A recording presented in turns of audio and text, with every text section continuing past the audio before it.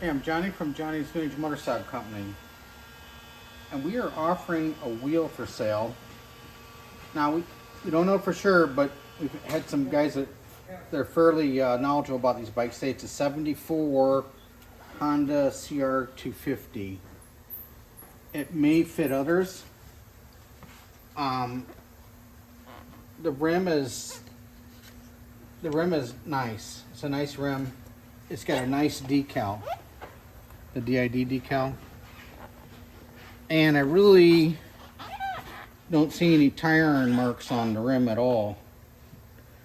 The backing plate is free, it moves, got a couple goodies wired to it, and the drums is not bad. The shoes don't even look really bad. This all needs cleaned up and dressed up, but this is not bad. Okay, so this is all I have. I have the axle and the backing plate. Now it's got a Bridgestone tire on it, and I'm not a CR250 expert. It's a 418,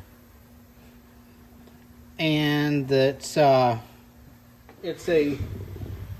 motocross -6.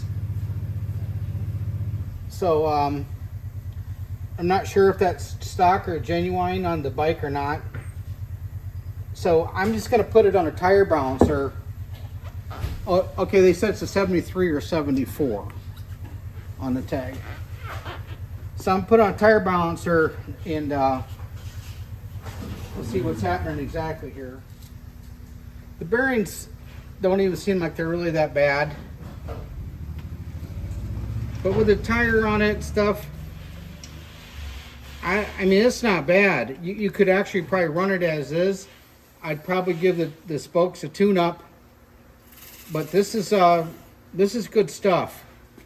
The spokes aren't perfect, but boy, there's if you've got an unrestored everyday bike, I think this would be pretty good for it.